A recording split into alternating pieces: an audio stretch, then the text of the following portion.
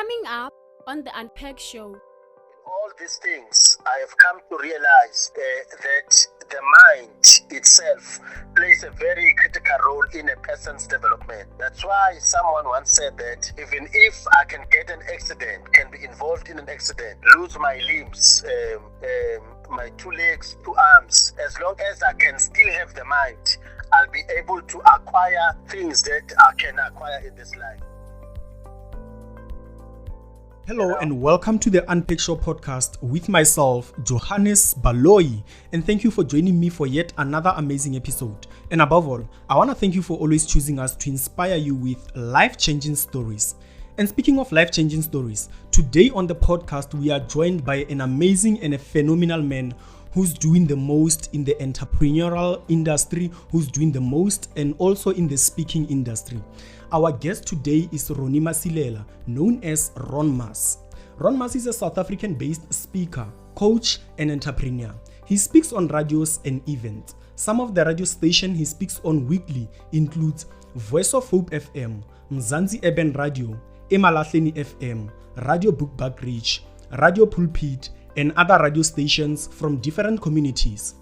Ronmas is the founder of the annual Mpumalanga Business and Investors Seminar, which draws people from South Africa and other African countries. Academically, Ronmas is an MBA graduate in UNISA School of Business Leadership and honors BCom degree in Wits University. He is also a certified life coach and an NLP practitioner from the School of Life in Pretoria, Centurion. Ronmas, welcome to the podcast. It's a pleasure to have you.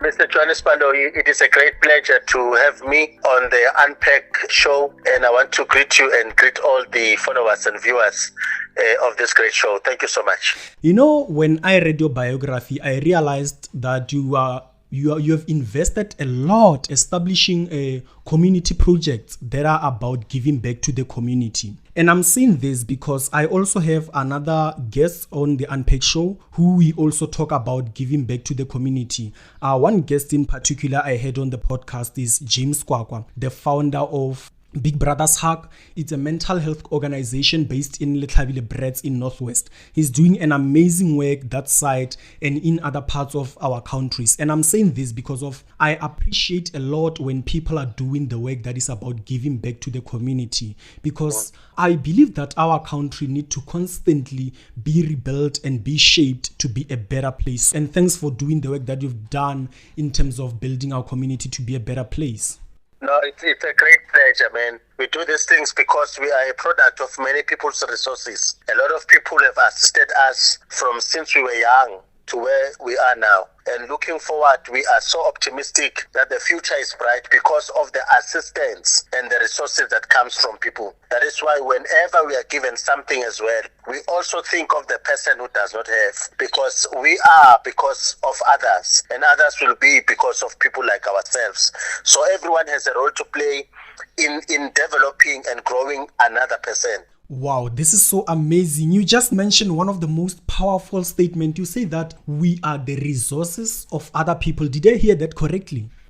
Yeah, we are as a result of the resources of many people. That is so amazing. So in return, you also want to be the source for someone else's inspiration to walk their journey. Exactly. Wow. Because they normally say, in Siswati, they say, hamba sandla buya. In other words, if you solve a person's problem, nature will force others to solve your problems, even if it's not the same person that you've assisted. But nature will force others from other parts of the world or the province to come into your assistance. That is so powerful. I remember when you talked during our pre-interview, you said that there was a point in your life where you realized that you need to embark into a journey of being an inspirational speaker. And in most of your talk, you talk about the search for God's gift in our lives and understanding His purpose in our lives. So walk me through your life on what led you to wanting to change the lives of people by being an inspirational speaker. Firstly, I want to believe that this is a God-given talent, which I was born with, to want to see people moving to the next level through speaking. there's a lot of things that we do on earth that assist people. Some people don't say a thing, then they don't say a word, they do. Some people open doors for others by means of actually physically connecting people to opportunities. Some give them money to start businesses, to go to school, to varsities, buy them clothes, buy them houses, etc. In all these things, I have come to realize that the mind itself plays a very critical role in a person's development. That's why someone once said that even if I can get an accident, can be involved in an accident, lose my limbs, my 2 legs, 2 arms, as long as I can still have the mind, I'll be able to acquire things that I can acquire in this life. A person without a mindset that is positive is worse than a person who's not alive, because that person is more like a person who's arrested. A person who's arrested in the mind is worse than a person who's arrested in the legs and arms, and a person who's in prison. An example of this is the late, our father here in South Africa, Babe Nelson Mandela, the late Babe Nelson Mandela.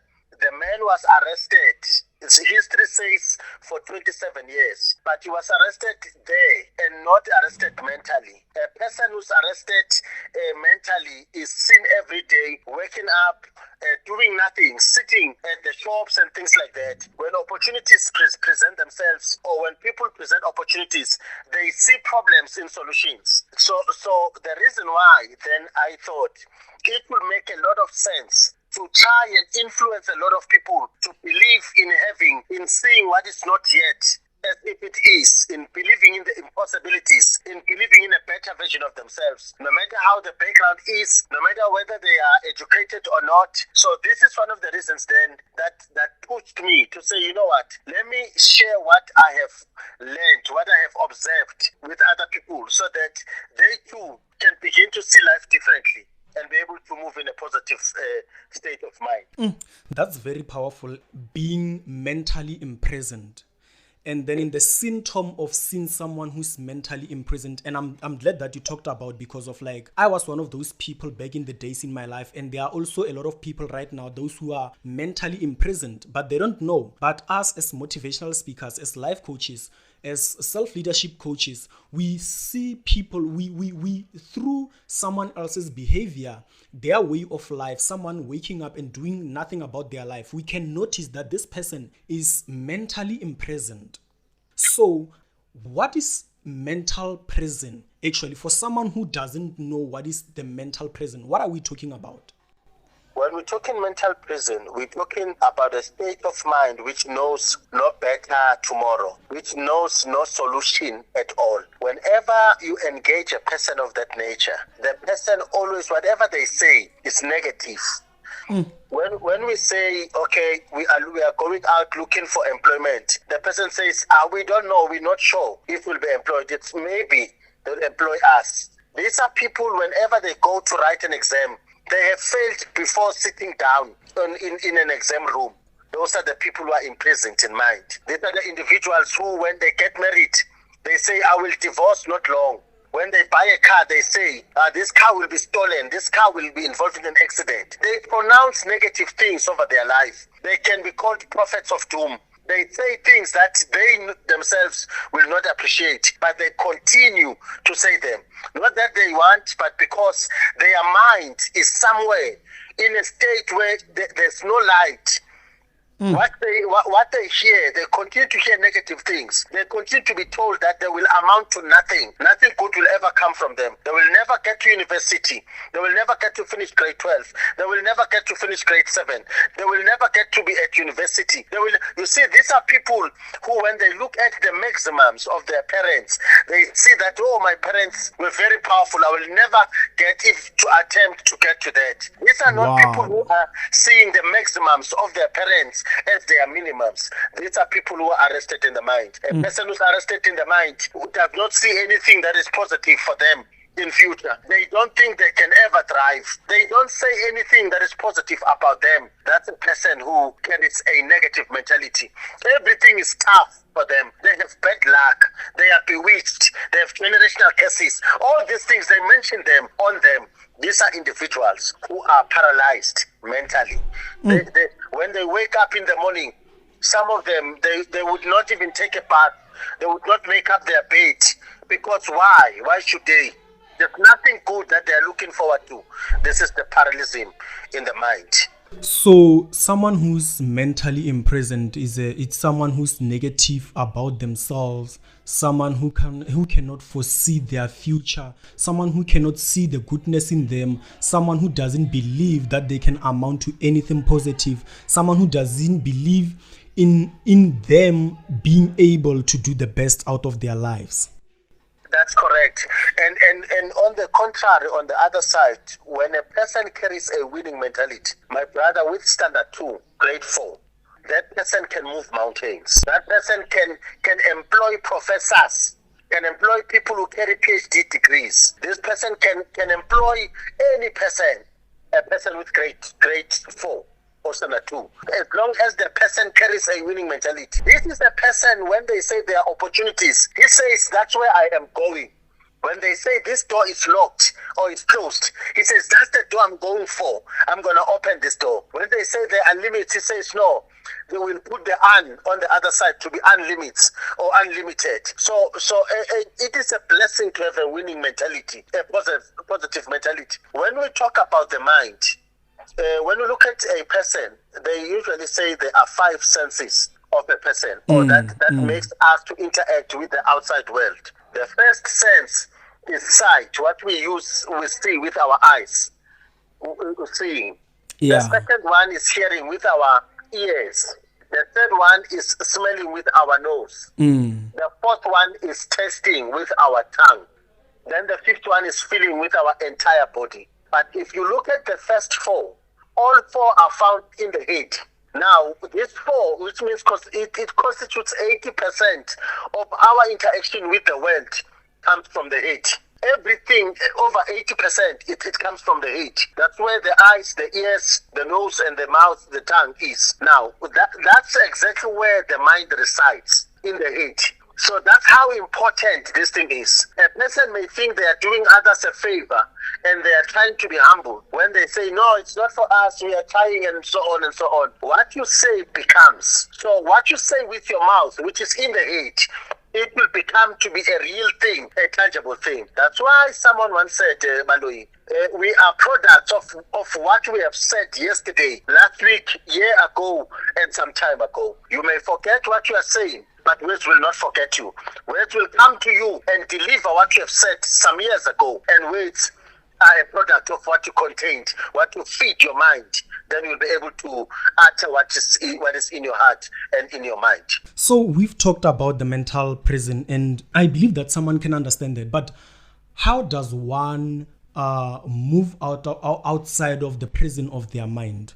Because I think it is also important for after someone realizes that I've been mentally imprisoned and say that I want to move out of the prison of my mind. How does one go about freeing themselves from the prison of the mind?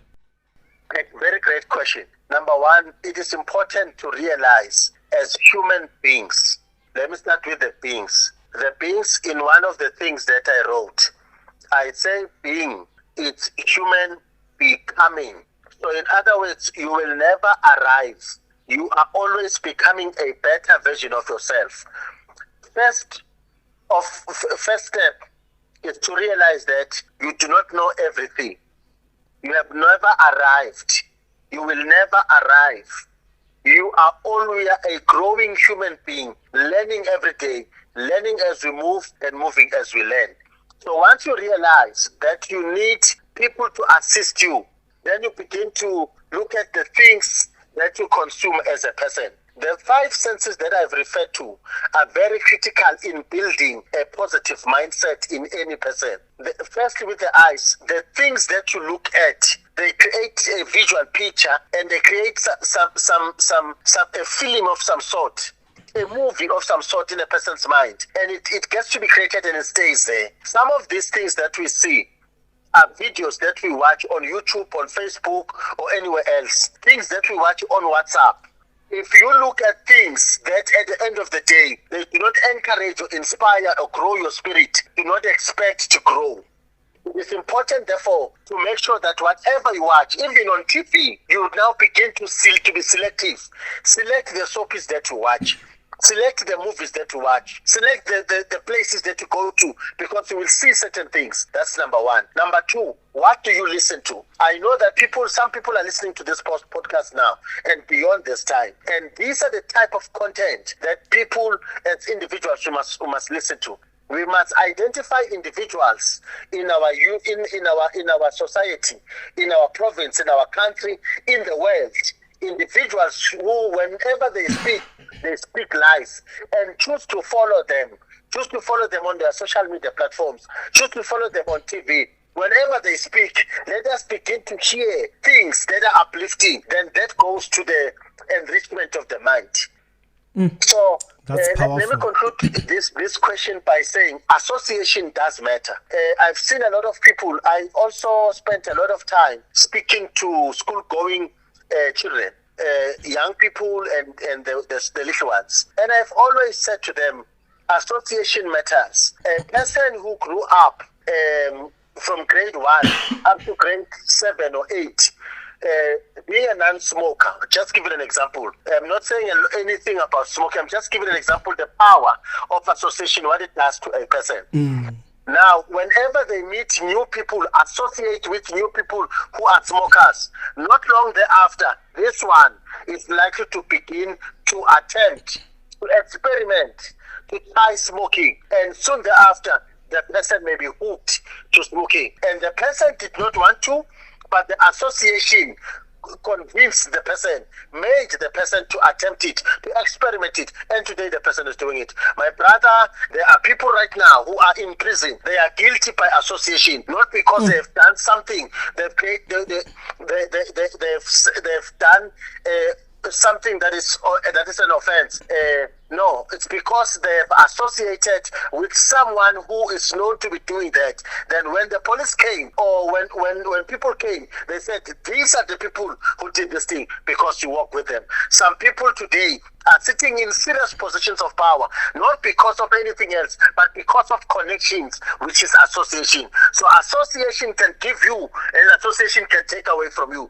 Association can elevate you, and association can degrade you. It is important to then look around and see the type of people that you spend time with, the type of places that you go to. If you go there and you get nothing, please consider changing those places, those venues.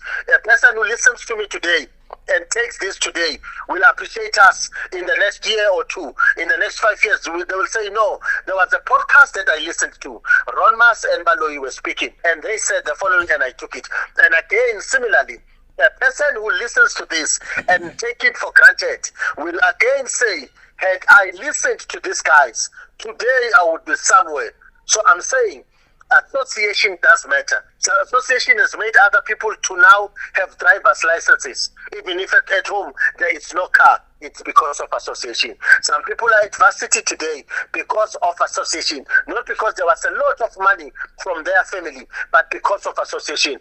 A lot of people are speaking on podcasts today, not because they knew how to speak or they had connections, but or of other things, but it's simply because of association. So if we are to build our mindset, make sure that we believe in what is positive, we have to be careful and selective in the people that we interact with. Let me conclude by saying on this one, negativity is more than positivity. It is easy to be negative than it is to be than it is to be positive. There are many reasons to be negative in life, and there are few reasons to be positive. It is a matter of choice. You choose to be positive, and you eat the fruit of being positive. That's so powerful. As you're talking to different people from different walks of life, yes, what actually made you realize that people need to be awakened to the reality of life? You see, one thing I have learned is that everyone everyone wants something better. But what we want is different, because we also have different tastes, habits, and preferences as individuals. But when you ask anyone, they will say, I want something that is good. I want a better tomorrow. I want a better this, a best this, etc., etc.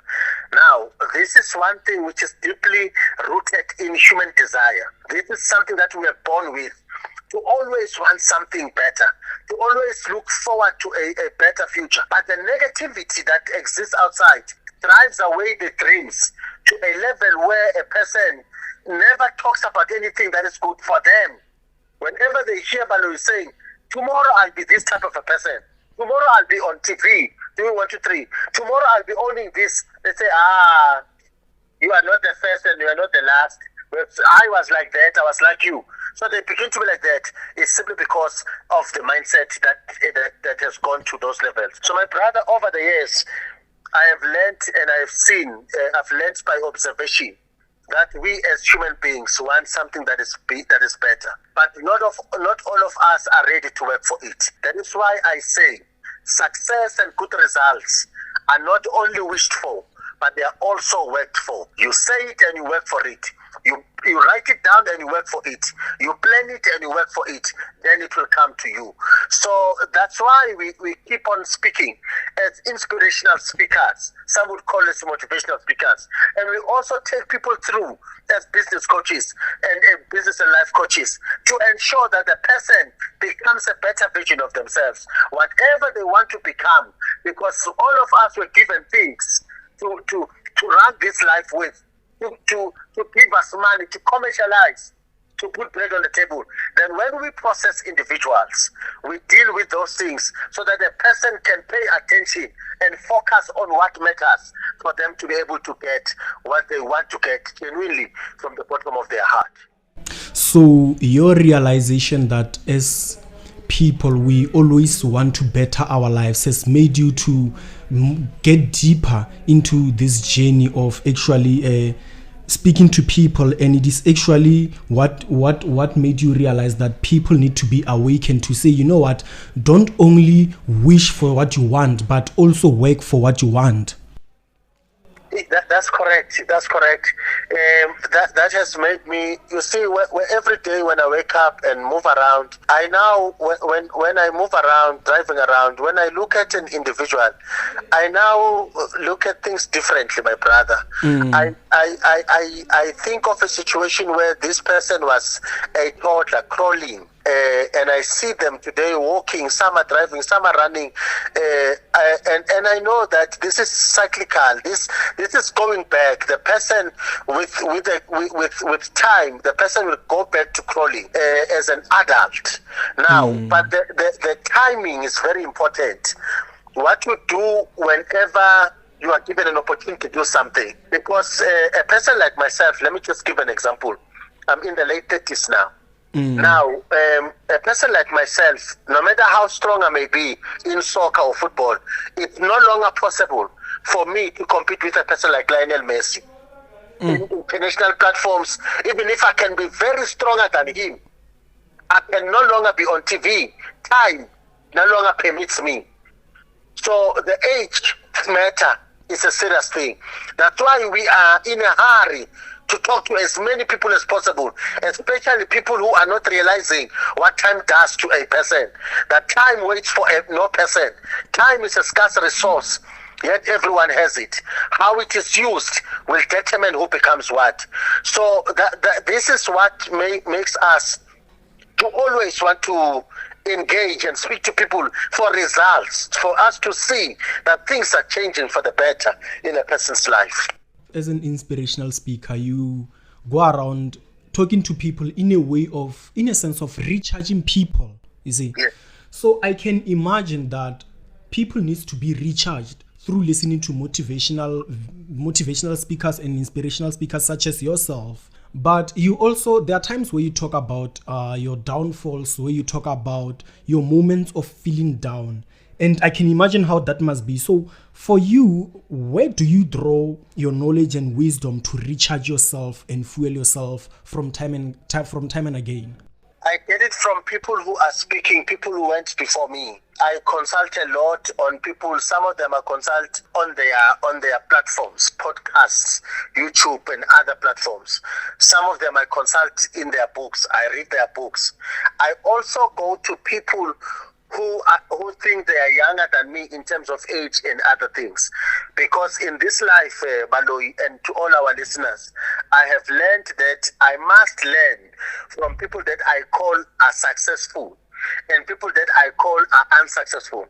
I need to know what made them to be unsuccessful, so that whatever errors that they committed, I may now learn from them from a distance and not go through the same trap. So these are things that inspire me. The day-to-day operations on earth, when people do things, I observe with interest, to learn something out of it, to interpret it to something else. So that's where I get my inspiration. And you talk about something that is important, consultation. What is the importance of actually having a mentor and someone to consult to? Because it seems like it's something that many of people, not only young people, but also elderly people, they don't do it. What is the importance of consulting and having a mentor in your life? Let me say that I heard someone saying that the quickest way to go up is to come down, and the quickest way to come down is to go up on your own. In other words, that's where in the Bible they say, humble yourself. Those who humble themselves will be lifted, and those who are lifting themselves will be humbled. Now, when you do not consult, you are telling us something which you have not said with your words, but you have said with your actions. You are telling us that you are up there, you are enough, you have learned everything, you know everything, which is a lie, which is an error. So if in this life, I also made a mistake like that earlier, thinking that I got to a certain level where I thought my biological parents don't know what I need next. They can't tell me things. It is an error and a temptation that comes to people, and it must always be regarded as an error, because you see, I can tell you something. There is two sets of people, maybe a group that went to university and a group that did not go to university. We must never make an error of thinking that the group that did not go to university did not study. They were studying in life. And whatever they learned in life, the other ones who adversity did not get, and vice versa. So that's why you realize that you need each other. You need to tap into the experience of Baloyi. You need to tap into the experience of another person. So getting to consult and to ask is wisdom. Only wise people would do that. You ask people who never set their foot in school premises, but you ask them today, they will tell you serious life lessons that you need to learn. Some people are educated like academically, but they are so blank when it comes to life, very empty, and they continue to make mistakes day in, day out. You know, because they don't want to consult people who did not read a textbook. So consultation is very important. Now, a mentor and a coach, everyone, even presidents have mentors, have coaches. So pastors, bishops have coaches. You see, these are and mentors. Mentors are people who have walked the journey. Say, for instance, I have been in a certain line of work, a business of some sort, for 30 years. And I get this person wants me to mentor them. And it's possible that I can try to condense, summarize, during the 30 years experience and give it to this person within a short space of time. And maybe this person will then jump my first 10 years and go to 11th year because of the mentorship. So this thing is very important. Never think you are making a fool out of yourself when you consult, when you ask. That's why someone said, when you ask once, you'll be a fool at that time and be a wise person for the rest of your life. But if you do not ask, you will be you'll be wise now and a fool for the rest of your life. So it's better to consult, to ask, and be ready to be teachable. That's so powerful. And when you talk about having to tap into someone's mind who's walked the journey before you. Yesterday I was with one of my colleagues here at work, and we were having a conversation about growth. And I was telling him something important, because we were talking about how, as young people, we don't know what is responsibility. We live not realizing that there's actually what we call having to experience the consequences of our actions, and we don't learn about responsibility to say, you know what, in this decision or in this type of behavior that I have, there are gonna be consequences to this. And I said something interesting. It's a post that I saw on Facebook, and the post says that young people may walk faster, but it is the elderlies who knows the journey and the destination. And I found it so powerful, and it made me to see the importance of humbling myself and going out there to seek help, to seek assistance, to seek guidance from other people who's walked the journey or the path that I'm about to take. Because of many of us, we have a lot of things that we want to achieve. We've got dreams, we've got visions that we want to achieve, and we are moving at a very fast pace. We don't put in mind that there are going to be obstacles, there are going to be turns, and the speed at how we move, we actually get to find ourselves having to make mistakes, accident, in terms of you thought that there's gonna be a green light, but you find a red light. Have you ever seen a car someone driving at a very fast pace, and they thought that the robot the robot at the front will be a green light by the time they got there, and by the time they got there, driving at 200 miles, when they got there, they find that the robot is red. It says stop. That person cannot stop the car moving at that very fast pace. You may think that you want to pass, and you would walk past people and kill people, you see. So this is the mistake that I think we make as people, to say, you know what, the pace, the speed that we move at, it's so powerful and it's so fast that we don't consider the obstacles that will come along the journey. And that's why most of us, when we come across challenges, we give up. Some of us, when we come across challenges, we are unable to rise because we are broken beyond repair, mainly because of the speed at which we move. So I'm saying this because I see the importance of learning from the people who've also walked before you, because that person will be able to guide you and say, this is the speed you should walk. And when you come across this path, you're gonna come across you're gonna take either a left turn or a right turn. As you walk, you're gonna come across this kind of obstacles. Their mentorship, I think it's actually a process where somebody who's walked your journey actually advises you to give you a blueprint of the journey that you walk. And I share the same sentiment with you of saying that it is important to have a mentor, someone you can learn from. Man, you are spot on. That's very true, 100% correct. That emphasizes the value that a person would derive from mentorship or coaching. Sometimes it's paid for, sometimes it's free, but it's necessary. It's very important. Sometimes you have to pay. I don't know how to phrase this question, but many of us, we don't want to use our money for personal development. We don't know the importance of personal development. Why is that? And how can we actually overcome that to be willing to pay for the help that we want? Because Ronmas, I would tell you that I've done a research in our country, in South Africa, to try and understand that how many people consult to life coaches. It's less than 50% of people who consult to life coaches. Why? Because we are not intellectual, we are not knowledgeable about life. We don't see it's like we don't see the need to invest in our own personal development. And I'm trying to understand, why is that? Why can't we see the need to actually use our own money for the things that we want?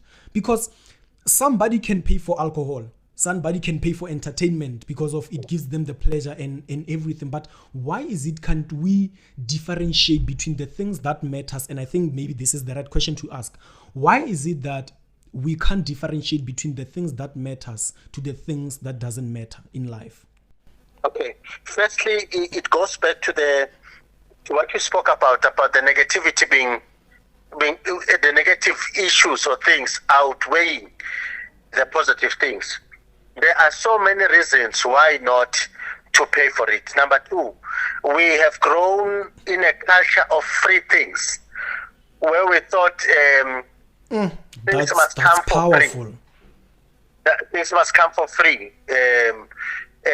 That's why a welfare state, even our state government is saying, no, we're not a welfare state. We are not a state that we must grow from this state type of state. So this, my brother and all the listeners, has to a certain extent shifting from the side of the state, coming to our lives on a day-to-day basis, has taken us backwards in terms of thinking that for you to have something, it must be given for free. You don't have to pay for it. It is an error under the sun. It should not be the case. The people who value things must pay for things. When a person, you see, for myself, Balui and the listeners, I have been doing this work for over 10 years now. There are instances even today where I give coaching for free, where I do speaking for free. But it must be something that comes from me. Not a person to say, you know what, Ronmas, I'm booking an hour, but I don't have money. And when I'm sharing you, I don't get that which must make me to offer the service for free. It is the person is unable to sell themselves to a level that I am convinced that it has to be done for free. So that's why I say most of the times people who get things for free, they do not value it. I've seen it, especially in the line of work that I do. When I would spend as a coach, for instance, or I meant to sit down with a person for an hour, you know what happens during that hour? You go to doors that exceptional doors for the person. You do certain research, you unlock certain information so that the person's life can be better immediately. Start now being a better version of themselves. And when the person does that, immediately when they walk out of the door, they say, you know what, I'll start doing this next month. I'll start doing this next year. And this side, I've spent time working on this project of the person before I deliver it, and in the manner that will deliver it. So when the person says, we will not activate or act on this thing now, if they've paid money, it's them who are not valuing their money. So that's where the difference sometimes gets to be, because these coaches, these speakers spend a lot of money and time improving themselves, preparing themselves for the people, so that whenever they speak, it is very serious, very tangible things that when people act on them, then their lives change. But if they don't pay for it, then it becomes something else. That's why I then want to encourage our brothers and our sisters to say some things must be paid for. If you want to see a certain Mr. So-and-so who you think can assist you, you must be able to pay for your fare, your transport, to go there. Don't say, give me money for transport. I've seen a person, Balo and listeners, who at one stage said, okay, look, I want work, I want some employment. And we look for employment, we connect the person to employment. The person sits and say, you know what, I don't have money to go to work. And it comes back to the person who looked for the employment. That's not how it works. You can ask for money from someone else, because you're already employed, you'll pay them back. Sitting at home and saying, I don't have money to go to the work that I'm given, it's not wisdom. So that's the culture that must die. That's the culture that some of our people must now begin to run away from, to be detached from, and say, you know what, things will not just come to me on a silver platter. It's not because they think I want this thing that they'll drive to my home and say, no, here it is, Mr. Baloyi, take it. No, you've got to go out, to wake up in the morning, prepare yourself, go out, knock at doors, various doors, pay the price for what you want, because there is a price to pay for anything under the sun. This is interesting because many of us are not aware of the culture that I don't know whether to say the government or our families has put of giving things for free. So it has installed in our mind that each and everything that we have to get, it's supposed to be free. And when you talk about money, people start to step back and say, no, I can't pay for something like this, or no, I need something for free. And you're mentioning something important when you say that when you go and consult to a speaker, to a coach, that person has taken the time to develop themselves, to train themselves, so that when somebody comes to consult, they can be able to give what is of value. That is something that is important that I think many people should learn about when going about requesting things for free. I think we need to learn a lot from that culture. And this drives me to another interesting question of saying that with this getting free things, being used to getting free things, how can we free ourselves from that culture, or what is it that people need to learn so that they can grow from that? Okay, it is important for us to realize that we do different types of work out there. When a person goes out, there was a year, by the way, listeners, where I would spend very limited time at home. I got booked for speaking engagements Monday to Sunday for months. And sometimes I speak at 2 events in a day. During the day, sometimes in the evening, they have a gala dinner or something like that. So sometimes, or most of those times, some years ago, most of those speaking engagements were for free. Most of them.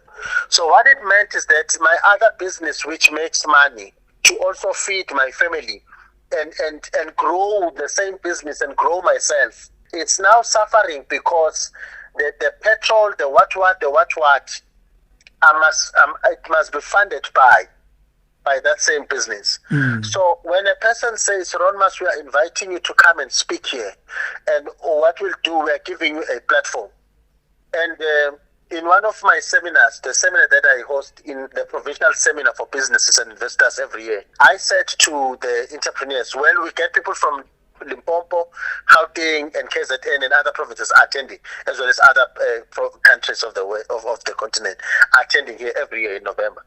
Now, what I said to them is that to the people who use this, who are using their craft, like not craft, but their talents, speaking, poets, singers, etc., you must get to a point where you must talk to your clients to say a platform does not buy bread. You don't go to a shop and say, I have a platform, give me bread. They will laugh at you. You need to give them money. Understand? So these are things that we now coach and our fellow speakers and artists to say, how do you package yourself as a business? How do you commercialize this and make it work as an enterprise? The instances where you give it for free, but in some instances, you must realize that you are at work, you are working, you are in business. So I think, therefore, it's important for people to realize that, and for us who are giving the service to kindly teach our people. That's where the problem is. Because sometimes we don't say anything. We must say, okay, normally this is the amount of money I would request, but I offer to keep it for free or at this discount, etc., etc. So that people begin to understand that this is work. People must. Some of the people that I've seen, they go to greater lengths. Some they go and pray for certain things, spend a lot of time in secret places, so that when they come out of that, they have very moving things.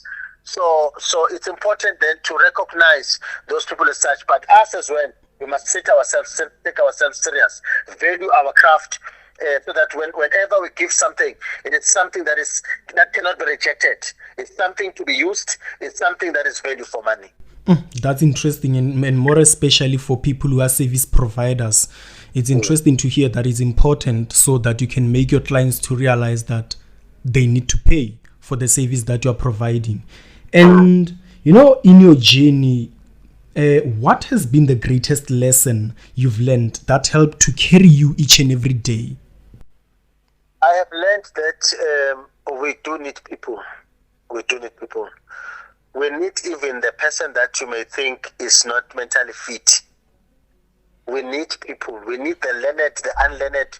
We need the working and those who are not working. In this life, we need people. I've learned that with all the billions of rands and dollars and euros in the world, in your account, without people, life will be meaningless.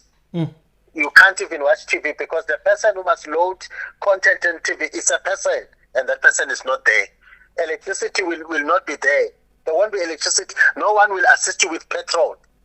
There won't be anything. So there's something in Siswati which they say, Ingomo ledla yodwa. I don't know what they call in Sepedi. It means a cow that eats alone, something like that, if I were to give a direct translation in English. So I've realized that there's nothing like that. Who will bury this cow that eats alone? When this cow is sick in a hospital bed, your billions will not assist you. You will need a person, a specialist to come and look at you. So I've learned that I will never, and may God assist me, may I never offend people. May I never offend my destiny helpers and my potential destiny helpers. I need people in Limpopo. I need people in Mpumalanga, in South Africa, anywhere in the continent. I do need people. I cannot be without people. That's beautiful and that's amazing. And there was a time where you were with your brother, and we talked about this during the pre-interview, where and this is more of people who have piece jobs, or I would say hand jobs, if I would. And you said that people need to consider transitioning from their hand jobs to building businesses out of that, because of people are making a huge amount of money. People are doing a great job, but they need to transition that into doing business. So why was it, or in that moment, what came into your mind, or what did you realize that perhaps people need to consider transitioning to business? I have observed over the years that our brothers and sisters, our fathers and mothers are very gifted in crafts, some of them with what they can do with their hands. Some of them are building houses, great bricklayers. Some of them are doing plastering. When you look at it, maybe in a village you think, oh, this thing deserves to be in town, with our mind of saying good things are only found in town. Some are doing painting, very good painting, a lot of things. Now, these great males and females, over the years, they have never gotten to a point of understanding that this thing must be turned into a business. I am not saying must formalize it. It must remain informal. Even if it's not registered, it's fine. But there is a point of putting systems and structures in place that they must get to. For instance, it must not be the case that when I am sick, my business is also sick. When I am visiting somewhere, a country overseas, my business is also visiting. So nothing happens here. It should not be the case. So this is the case with most self-employed individuals. The self-employed is good, but you must transition to be a business owner where systems, people and things work for your money, where you not only depend on yourself to do the actual work. So there's maybe some other time during the year we can come and talk about this thing, which Robert Kiyosaki spoke about at one stage, to say to be a business owner is when it's a stage in the level of business or of enterprises where people and systems are working for your money. You see, so you don't have to be physically there. There are other people who are there who are working for your money. So you are no longer working in your business, but you're working on your business. So the difference between working in the business and working on the business. So a lot of our parents started working in the business, and they continued even when they no longer have power, like unable to wake up in the morning, their eyesight is no longer okay. They are still working in the business. They've never transferred the skill to a person that they can employ so that they work on the business whilst others are working in the business. So that's what we're saying to say it's important to realize that after a while, you need to train one or two people. In fact, you employ them. They work under you, under your supervision. They do what you would have done. So you take them through 6 months, 12 months, a year, 2 years. Then they become more like you. And you train them to run the business even if you are not there anymore. So these are some of the things that when we come to speak to people, we make it practical and say, if a person say, no, they will steal my clients and what and so on. These are realities of life, but there must be systems in place that will make it difficult for a person to do that, but while you're still running your business. But these are some of the things that we'll talk to when we get invited. So another question is that, is it everyone who can be an entrepreneur? Because of some people would suggest against that, some people would suggest with it and put it into practice in their life. But for understanding about the business world, is it everyone who can be an entrepreneur or embark into the entrepreneurial journey? Well, it can be anyone, but it must not be anyone. It must not be anyone and everyone. The entrepreneur, like working, like studying, these are choices. Some of them are deeply rooted in a person's desire and beliefs for certain things. Some people are good at conceptualizing an idea and never good at implementing. Some people are good at implementing and never good at starting something. Some people are not good at both. They just want you to tell them what to do. Then they do it perfectly well. You'll see there are plumbers, there are electricians who do the work very well, but they are unemployed. They are sitting at home now. Some of them are sitting in town, some streets, waiting for someone to come with a bucket to employ them. But they can do the work. So that's why you can see that the entrepreneurial spirit is unfortunately not in all streets. It's unfortunately not in all households. So, but as a matter of fact, anyone can do something to put bread on the table. I normally say, even if you are employed, salaried, a salary as a single source of income has never and will never be enough for any human being. That's why it's important to have something that will complement the existing salary that you get. Some would call a side hustle or anything that you do on the side. And for those who are working, my brother, let them please not wait until they're 60 or 65 to start a business. I'm not saying it cannot be done. We can see with Sanders, the one who started KFC, started at a very old age and is running a successful business worldwide. But I'm saying it goes with time as well. When you are risk tolerant, when you can still tolerate risk, it's a matter of time and space.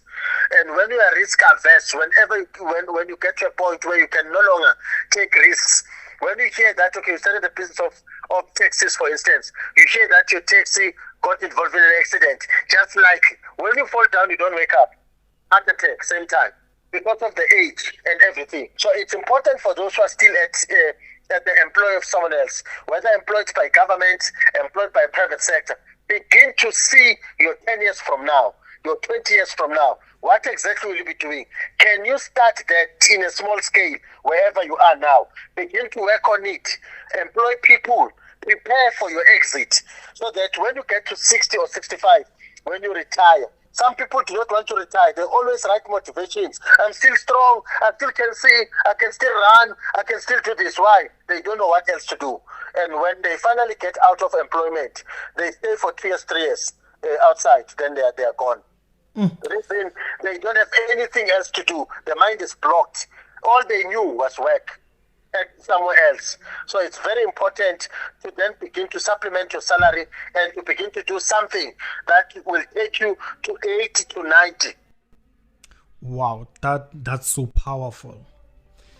Well, Ronmas, it has been an amazing time to spend with you, like talking about and understanding our purpose in life and going about building our lives in different journeys that we take. And our last question is a game changer question. I call it a game changer question because I know that we as leaders, we have desires to change this world and make it a better place to be. So that's why I compiled you a one game changer question to say that. And the question is, if given an opportunity to make the world a better place to be, what would you do?